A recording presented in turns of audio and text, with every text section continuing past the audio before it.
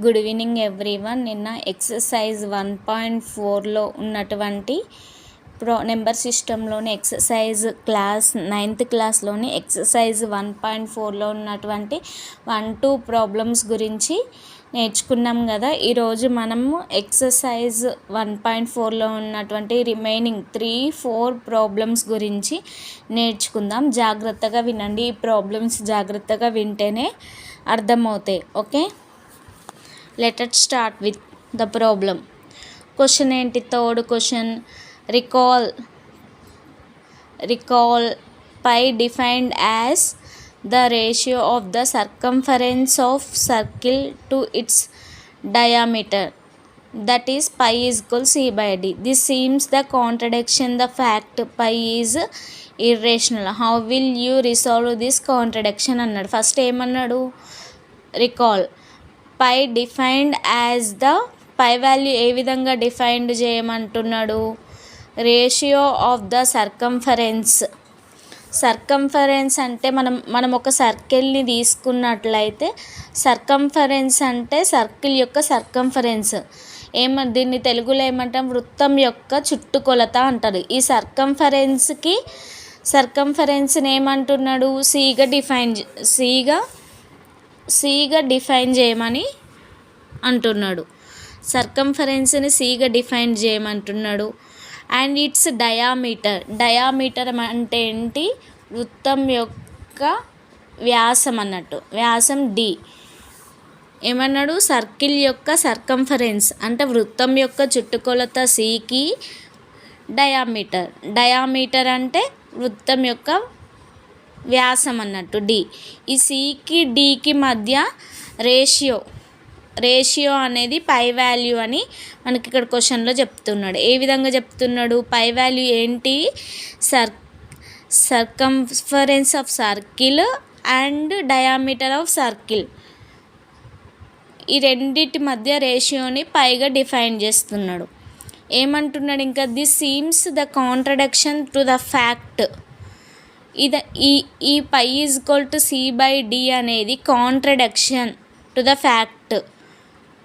Contradiction అని చూపేయమంటున్నాను. Fact that pi is irrational అనే నెంబర్కి pi is equal to c by D value contradiction అని అన్నీ చూపమంటున్నాను. How will you resolve this contradiction? నువ్వు ఎలా pi is equal c by d అనే వాల్యూ పై వాల్యూకి కాంట్రడిక్షన్ అని పై అనే ఇర్రేషనల్ నెంబర్కి కాంట్రడిక్షన్ అని చూపించమంటున్నాడు. అది కాంట్రడిక్షన్ అయితే ఏ విధంగా అవుతుందో చూపెట్టమని అంటున్నాడు. ఓకే, దీని సొల్యూషన్ ఎట్లా చేయాలో ఇప్పుడు మనం ఒక స్మాల్ సర్కిల్ తీసుకున్నట్లయితే స్మాల్ సర్కిల్కి ఏమన్నాడు? పై వాల్యూ మనకు సి, సర్కంఫరెన్స్ అండ్ సర్కిల్ యొక్క సర్కంఫరెన్స్ అండ్ సర్కిల్ యొక్క డయామీటర్ యొక్క రేషియో అన్నాడు. అప్పుడు స్మాల్ సర్కిల్ని మనము తీసుకున్నట్లయితే అప్పుడు సి బై డి వాల్యూ అనేది ఏమవుతుంది? స్మాల్ సర్కిల్ యొక్క సి బై డి వాల్యూని మనం ఒక స్కేలును ప్రొటెక్టర్ యూజ్ చేసి దీని వాల్యూ కనుక్కుంటే స్మాల్ సర్కిల్ యొక్క value C by D value కనుక్కుంటే అప్పుడు ఏమవుతుంది? 3.1415 వాల్యూ వస్తుంది. ఇప్పుడు దీనికంటే కొంచెం మనం పెద్ద సర్కిల్ని తీసుకొని దాని వాల్యూ కూడా ప్రొటెక్టర్ స్కేల్ యూజ్ చేసి సి బై డి వాల్యూ కనుక్కుంటే ఏమవుతుంది? 3.1416 వస్తుంది. దీనికంటే కొంచెం పెద్ద సర్కిల్ని తీసుకున్నట్లయితే దాని యొక్క ప్రొటెక్టర్ను స్కేల్ తీసుకొని దాని యొక్క సి బై డి వాల్యూ కనుక్కుంటే 3.1417. ఇంకా కొంచెం పెద్ద సర్కిల్ని తీసుకుంటే ఏమవుతుంది? C by D 3.1418. ఈ 4 సర్కిల్ని అబ్జర్వ్ చేయండి. వాల్యూస్ అనేవి చేంజ్ అవ్వవు. ఏ విధంగానో చూద్దాం. Small circle 3.1415, second circle 3.1416, third circle 3.1417, fourth circle 3.1418. ఈ 4 సర్కిల్ని అబ్జర్వ్ చేస్తే అప్పుడు మనకు ఎవ్రీ సర్కిల్ మధ్యలో డిఫరెన్స్ చూడండి 0.0001. ఈ సర్కిల్కి 0.001, ఈ సర్కిల్కి 0.0001, ఈ సర్కిల్కి మధ్య డిఫరెన్స్ 0.0001. 0.0001 అనేది చాలా స్మాల్ వాల్యూ. ఓకే, ఈ స్మాల్ వాల్యూ అనేది నెగ్లిజిబుల్. ఓకే, స్మాల్ వాల్యూ అనేది మనం కౌంట్ చేయడం వాల్యూ. ఈ 3 వాల్యూస్ చూసుకుంటే అప్రాక్సిమేట్లీగా మనకు పై వాల్యూకి దగ్గరగా వస్తుంది. అప్పుడు మనకు సి/డి వాల్యూ ఏమొస్తుంది, అప్రాక్సిమేట్లీ 3.1416 వస్తుంది. అప్రాక్సిమేట్ వాల్యూ స్మాల్ సర్కిల్, దాని తర్వాత కొంచెం పెద్ద సర్కిల్, ఈ 4 సర్కిల్స్ని అబ్జర్వ్ చేసినట్టయితే అప్రాక్సిమేట్గా వాల్యూ పైకి ఉన్న వాల్యూయే సి/డి వాల్యూ వస్తుంది. కాబట్టి సి/డి వాల్యూ పైకి అనేది నో కాంట్రడిక్షన్ కదా.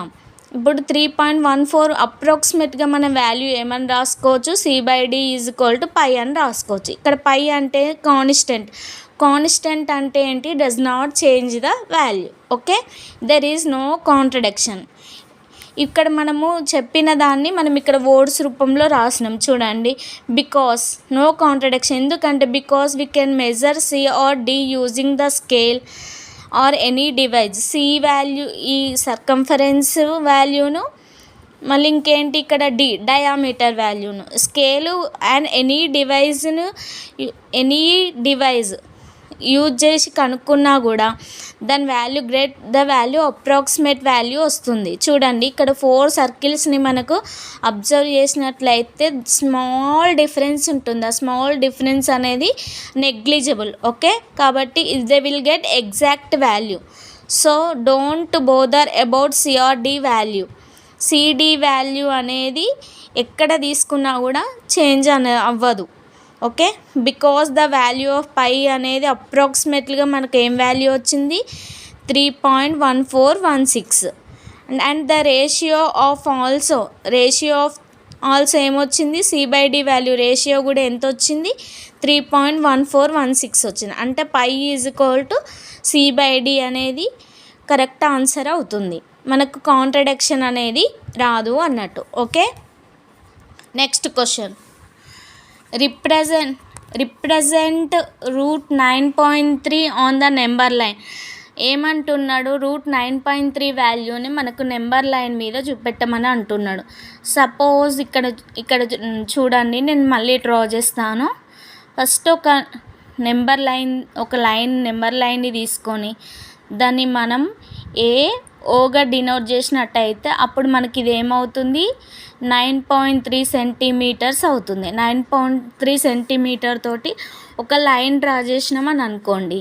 అప్పుడు ఏం చేద్దామని అంటే మనం ఈ లైన్ని ఏం చేద్దామంటే కొంచెం ఎక్స్టెండ్ చేద్దాం. ఓకే, ఎక్స్టెండ్ చేసి ఆ లైన్ మీద నెంబర్స్ డ్రా చేద్దాం. 1 2 3 4 అప్ టు సో ఆన్. ఇక్కడ ఇదేమవుతుంది, ఓ అనే నెంబర్ లైన్ని డ్రా చేసినాం కదా, దీన్ని ఎక్స్టెండ్ చేసినాక ఇక్కడ వాల్యూ ఏమని తీసుకుందాము, సి అని తీసుకుందాము. సపోజ్ సి అని ఫస్ట్ మనకేమో ఈ నెంబర్ లైన్ ఏ నుండి 1 వరకు డిస్టెన్స్ ఎంత ఉంది, మొత్తం మనం ఈ డిస్టెన్స్ని చూసుకుందాం. అప్పుడు ఏ నుండి ఓ వరకు డిస్టెన్స్ ఏమవుతుంది, 9.3 అవుతుంది. తర్వాత ఏ నుండి 1 వరకు డిస్టెన్స్ చూసుకుందాం. ఇక్కడ డిస్టెన్స్ని ఏమని రాసుకుందాం, బి అని రాసుకుందాం. ఓకే, ఇక్కడ ఏ ఉంది, బి ఉంది. ఇక్కడ ఏ నుండి ఓ వరకు డిస్టెన్స్ 9.3 అవుతుంది. అప్పుడు ఓ నుండి 1 వరకు డిస్టెన్స్ 1 సెంటీమీటర్. 9.3 + 1.3 మొత్తం టోటల్ డిస్టెన్స్ ఏమవుతుంది, 10.3 అవుతుంది.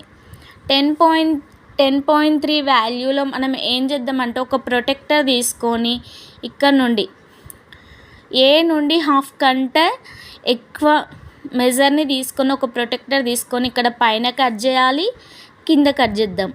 సేమ్ డిస్టెన్స్ ఇక్కడ నుండి ఎంత డిస్టెన్స్ తీసుకున్నామో ఇక్కడ నుండి కూడా అంతే డిస్టెన్స్, సగం కంటే ఎక్కువ డిస్టెన్స్ తీసుకొని ఇటు పైన ఒక కట్ చేయాలి, కింద కట్ చేయాలి. అప్పుడు ఏం చేయాలని అంటే తర్వాత ఈ 2 లైన్లని కలపాలి. కలిపితే ఏమవుతుంది, ఇప్పుడు ఎగ్జాక్ట్గా ఏమవుతుంది, ఏ నుండి బి వరకు మొత్తం డిస్టెన్స్ 10.3 అయితే ఇప్పుడు ఏ నుండి ఈ మధ్యలో డిస్టెన్స్ని సిగా కన్సిడర్ చేద్దాం. ఈ మిడ్ పాయింట్ ఈ లైన్కి మిడ్ పాయింట్ని సిగా కన్సిడర్ చేస్తే అప్పుడు ఏసీ వాల్యూ ఏమవుతుంది, 10.3/2 అవుతుంది. మళ్ళీ ఇక్కడ సి నుండి బి వరకు వాల్యూ ఏమవుతుంది, 10.3/2 అవుతుంది. ఏ నుండి సి వరకు వాల్యూ 10.3 ఏ నుండి బి వరకు మొత్తం వాల్యూ 10.3 అయినప్పుడు ఏ నుండి సి వరకు వాల్యూ 10.3/3 అవుతుంది. సి నుండి బి వరకు వాల్యూ 10.3/3 అవుతుంది. ఇప్పుడు మనం ఏం చేద్దామనంటే ఏ నుండి బి వరకు ఒక సెమీ సర్కిల్ని ఇక్కడ ఒక సెమీ సర్కిల్ని డ్రా చేద్దాం. ఓకే, ఒక సెమీ సర్కిల్ని డ్రా చేద్దాం. తర్వాత సెమీ సర్కిల్ మీద ఒక పాయింట్ తీసుకున్న ఓకి, ఇక్కడ మనం ఒక ఓ అనే పాయింట్ తీసుకున్నాం కదా, ఓకి ఈ సెమీ సర్కిల్ మీద ఒక పాయింట్ ఐడెంటిఫై చేసి ఆ డిస్టెన్స్ని మనం ఈ యొక్క డిస్టెన్స్ని కనుక్కుంటే మనకి అప్పుడు ఏమొస్తుంది, ఈ డిస్టెన్స్ని కనుక్కొని మనము ప్రొటెక్టర్తోనే ఒక నెంబర్ లైన్ మీద గీసినట్లయితే ఆ వాల్యూ అనేది రూట్ వాల్యూ అవుతుంది. అప్పుడు ఏమవుతుంది, ఈ వాల్యూని ఏమని తీసుకుందాం, ఇక్కడ సెమీ సర్కిల్ మీద వాల్యూని డి అనే పాయింట్ని తీసుకుందాం. అప్పుడు ఏం చేద్దాం, సిని డిని కలుపుదాం. సిని డిని కలిపితే అప్పుడు ఏమవుతుంది, ఇక్కడ మనకు ఏ నుండి సి వరకు 10.3/3 అయింది. సి నుండి బి వరకు వాల్యూ 10.3/3 అవుతే అప్పుడు సి నుండి డి వరకు డిస్టెన్స్ కూడా ఏమవుతుంది, 10.3/3 అవుతుంది. మనకి ఏం వాల్యూ కావాలి, ఓడి డిస్టెన్స్ ఎంత అనేది కనుక్కోవాలి. ఓడి డిస్టెన్స్ కనుక్కోవాలని అంటే మనకు ఫస్ట్ ఓసి డిస్టెన్స్ కావాలి. ఓసి డిస్టెన్స్ మనకి ఇక్కడ తెలియదు. ఓసి డిస్టెన్స్ కావాలని అంటే ఏం చేయాలి, అప్పుడు మొత్తం ఏ నుండి సి డిస్టెన్స్, ఇక్కడ మనకి ఏమైంది, అప్పుడు AC distance equal to CB distance equal to CD distance equal to 10.3/3 అయింది. తర్వాత ఏమైంది, మనకు నెక్స్ట్ ఏం కనుక్కోవాలి, ఈ ఓ నుండి సికి డిస్టెన్స్ కనుక్కోవాలి. ఓ నుండి సికి డిస్టెన్స్ కనుక్కోవాలని అంటే ఈ మొత్తం సి నుండి బి వరకు డిస్టెన్స్, మనకి సి నుండి బి వరకు డిస్టెన్స్ ఏమవుతుంది, 10.3/2 అయింది. ఈ 10.3/2 నుండి ఈ బికి సికి ఉన్న డిస్టెన్స్ ఎంత, 1 సెంటీమీటర్. ఆ 1 సెంటీమీటర్ చూడండి. ఇప్పుడు ఇక్కడ సి నుండి బి అంటే సిబి డిస్టెన్స్ 10.3/2 మైనస్ ఇక్కడ ఏంటి ఓబి, ఈ పాయింట్ ఓ నుండి బి డిస్టెన్స్ అంటే ఇక్కడ చూడండి, ఓ నుండి బి డిస్టెన్స్ 1 సెంటీమీటర్ని తీసేసినట్లయితే అప్పుడు మనకు సిఓ వాల్యూ 8.3/2 ఉంది. చూడండి ఇక్కడ ఈ సిఓ వాల్యూ 8.3/2 అయింది. ఇప్పుడు దీన్ని మనం ఈ యొక్క ట్రయాంగిల్ని అబ్జర్వ్ చేసినట్లయితే ఈ ట్రయాంగిల్ అనేది మనకి ఏ ఫామ్లో ఉంది, అబ్జర్వ్ చేయండి. ఈ యొక్క రైట్ యాంగిల్ ట్రయాంగిల్ ఫామ్లో ఉంది. రైట్ యాంగిల్ ట్రయాంగిల్ ఫామ్లో ఉన్నప్పుడు మనకి ఈ యొక్క డిస్టెన్స్ చూడండి, రైట్ యాంగిల్ ట్రయాంగిల్ ఫామ్లో ఉన్నప్పుడు ఈ యొక్క ఓడి డిస్టెన్స్ కనుక్కోవాలి. అప్పుడు కనుక్కోవాలంటే ఏంటి అంటే CD square is equal to CO square plus OD square. Okay, మనకేం కావాలి, ఓడి స్క్వేర్ వాల్యూ కావాలి. మళ్ళీ ఓడి స్క్వేర్ వాల్యూ కావాలంటే చూడండి, ఓడి స్క్వేర్ని ఇటే ఉంచి దీన్ని ఇలా తీసుకెళ్ళినట్లయితే c d square minus c o square అవుతుంది. అప్పుడు ఏమవుతుంది, ఇది 10.3/2 హోల్స్ 10.3/2 హోల్ స్క్వేర్ మైనస్ ఇక్కడ ఏంటి 10.3/2 ఈ value 10.3/2 whole square minus 8.3/2 whole square. Okay, ఇక్కడ రాస్తా చూడండి, ఇక్కడ 10.3/2 హోల్ స్క్వేర్ మైనస్ ఇక్కడ ఏంటి 8.3. Okay, 8.3/2 whole square. ఈ పెద్ద వాల్యూని స్క్వేర్ చేయాలంటే మనకు కొంచెం కష్టంగా ఉంటుంది కాబట్టి ఇది ఏ స్క్వేర్ మైనస్ బీ స్క్వేర్ ఫామ్లో ఉంది కాబట్టి మనం ఏ విధంగా రాయొచ్చు, ఏ స్క్వేర్ మైనస్ బీ స్క్వేర్ అంటే ఏ ప్లస్ బి ఇంటూ ఏ మైనస్ బి. అప్పుడు 10.3/2 ప్లస్ 8.3/2 10.3 మైనస్ 8.3/2గా రాసుకోవచ్చు. అప్పుడు ఏమవుతుంది 10.3 ప్లస్ 8.3 19/2 అవుతుంది. 10.3 మైనస్ 8.3 వాల్యూ 2 అవుతుంది. ఇప్పుడు 2కి 2 కట్ అయితే ఏమవుతుంది 9.3 వాల్యూ 9.3 వచ్చింది. ఓడి స్క్వేర్ వాల్యూ అనేది 9.3 వచ్చింది. ఓకే, ఓడి వాల్యూ ఏంటి √9.3. ఇక్కడ మనం ఏం చేయాలంటే √9.3 వచ్చింది, దీని వాల్యూ అనేది √9. ఇప్పుడు ఓడి వాల్యూ ఏమొచ్చింది √9.3 అవుతుంది. ఈ డిస్టెన్స్ √9.3 అన్నప్పుడు మనము ప్రొటెక్టర్ తీసుకొని ఓడి వాల్యూ ఎంత ఉందో దాన్ని ప్రొటెక్టర్తోని చూసి అప్పుడు డి దగ్గర మనం ప్రొటెక్టర్ పెట్టి ఏం చేయాలి, అప్పుడు నెంబర్ లైన్ మీద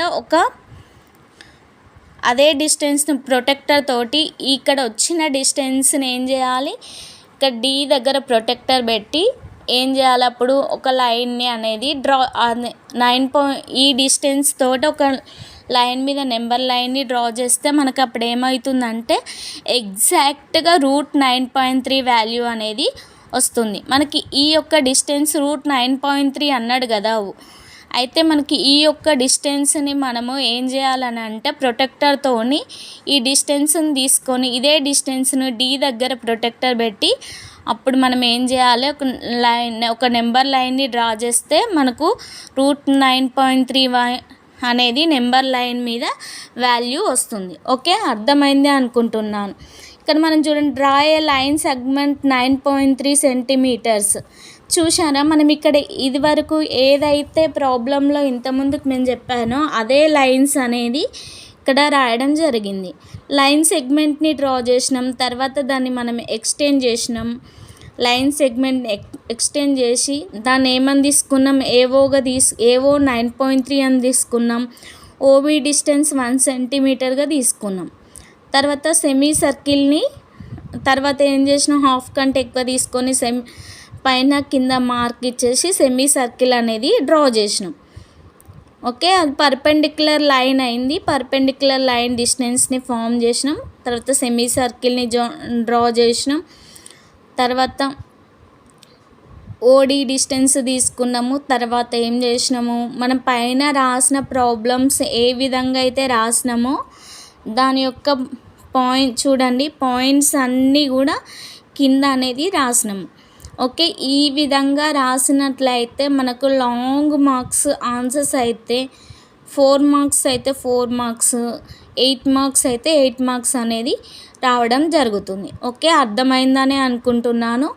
నెక్స్ట్ క్వశ్చన్ చూద్దాం. Okay,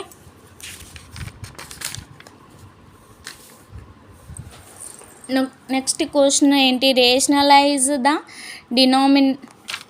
denominator of the following అన్నాడు. డినామినేటర్ని రేషనలైజ్ చేయమని అన్నాడు. అంటే √7 ఉంది. √7 ఏం చేసినాము, √7తో మల్టిప్లికేషన్ చేసినాం, √7తో డినామినేటర్లో ఇంటూ చేసినాం. అప్పుడు √7 అవుతుంది.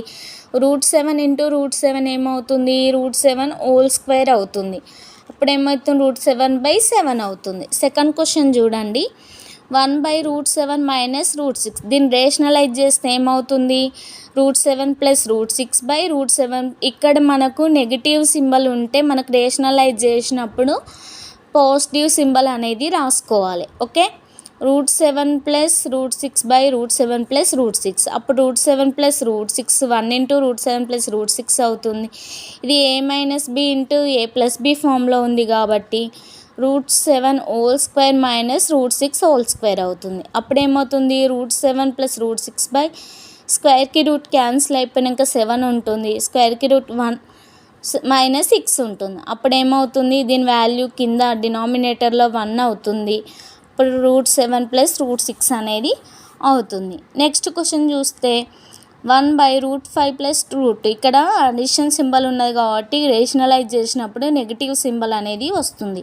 Okay, √5 minus √2/√5 minus √2. ఇది ఈ విధంగా రాసుకున్నట్లయితే 1 × √5 మైనస్ √2 వాల్యూ √5 మైనస్ √2 అవుతుంది. డినామినేటర్లు ఇది a+b ఇంటూ a-b ఫామ్లో ఉంది కాబట్టి a+b ఇంటూ a-b ఫార్ములా ఏంటి?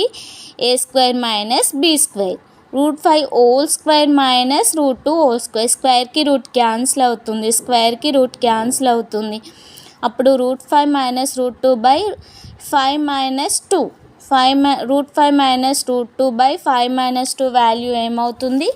3 అవుతుంది. Okay, last question 1/√2 √7 minus 2. దీన్ని రేషనలైజ్ చేస్తే ఇక్కడ మైనస్ ఉంది కాబట్టి రేషనలైజ్ చేసినప్పుడు ఇక్కడ ప్లస్ వస్తుంది.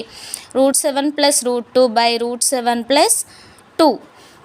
√7 ప్లస్ 2/√7 ప్లస్ 2. అప్పుడు ఏమవుతుంది? 1 × √7 plus 2 √7 plus 2. డినామినేటర్లో √7 whole square minus 2². a+b into a-b formula ప్రకారం √7 హోల్ స్క్వేర్ మైనస్ 2² అవుతుంది. అప్పుడు ఏమవుతుంది? √7 ప్లస్ 2/7 మైనస్ 2² అంటే 4. ఓకే, √7 ప్లస్ √2/7 మైనస్ 4 3 అవుతుంది. ఓకే, అర్థమైందని అనుకుంటున్నాను. మీకు అర్థం కానట్లయి దీని యొక్క ఈ ప్రాబ్లమ్స్ 1.4లో ఉన్నటువంటి ప్రాబ్లమ్స్ అనేవి కంప్లీట్ అయినవి. నెక్స్ట్ క్లాస్లో 1.5లో ఉన్నటువంటి ప్రాబ్లమ్స్ గురించి నేర్చుకుందాము. న్యాచురల్ నెంబర్స్లో 9th క్లాస్లో ఉన్నటువంటి ప్రాబ్లమ్స్ అన్ని టాపిక్స్ గురించి మనం క్షుణ్ణంగా నేర్చుకుంటున్నాము. మనం అన్ని ప్రాబ్లమ్స్, అన్ని do sums, do this, try this problems అన్నీ కూడా నేర్చుకుంటున్నాము. దీనికంటే ముందు ప్రాబ్లమ్స్ యొక్క లింక్ అనేది డిస్క్రిప్షన్లో ఇవ్వడం జరుగుతుంది. మీరు అక్కడ నుండి డిస్క్రిప్షన్లో క్లిక్ చేసి మొత్తం ప్రాబ్లమ్స్ అనేవి తెలుసుకోవచ్చు. ఓకే, ఈ వీడియో నచ్చినట్లయితే లైక్ చేయండి, షేర్ చేయండి, కామెంట్ చేయండి. మీరు లైక్ చేసినట్లయితేనే ఈ వీడియో అనేది ఇంకొందరికి అనేది వెళ్ళడం జరుగుతుంది. అప్పుడు ఇంకొంతమంది కూడా నేర్చుకోవడం జరుగుతుంది. వీడియో సబ్స్క్రైబ్ చేయండి. సబ్స్క్రైబ్ చేసుకున్నట్లయితేనే నా వీడియోస్ అనేవి మీకు రోజు రావడం జరుగుతుంది. Okay, thank you.